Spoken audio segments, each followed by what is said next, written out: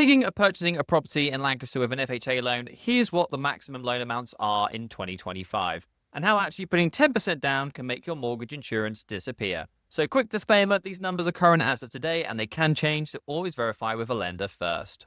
Here are the loan limits for Lancaster County FHA-based loans for 2025. A 1-unit is $524,225. For a 2-unit, it's $671,200. For a 3-unit, it's $811,275. And for a 4-unit, it's $1,008,300. Now, please note that these are the maximum loan amounts, not the maximum purchase price.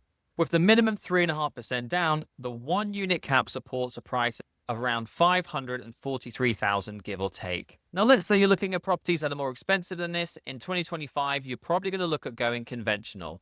The conventional limit for a 1-unit property is around $806,500. So conventional could be a better fit if you're looking for properties above the FHA cap.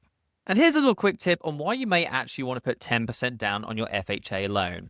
So here's a quick little FHA mortgage insurance refresher. You have upfront mortgage insurance, and this is generally 1.75% of the loan. It's also financed into the loan. You will also be paying an annual mortgage insurance on the new 30-year FHA loans. This is around 0.55%, but the exact factor is going to depend on your loan to value. Now, the advantage of putting 10% down is if your original loan to value is 90% or lower, that's 10% or more, then your annual mortgage insurance drops off after 11 years. If you put less than 10% down, then unfortunately it is going to stay on there for the life of the loan, unless you refinance it to a conventional one later. Now it's time for an example. So same borrower, same house at 3.5% down, you're definitely paying mortgage insurance indefinitely. At 10% down, the annual mortgage insurance stops after 11 years, and that's going to save you thousands of dollars in the long run. If you're thinking about doing a house hack with 3 or 4 units, FHA allows it, but remember, you must live in one of the units, and the property has to pass FHA's self-sufficiency test.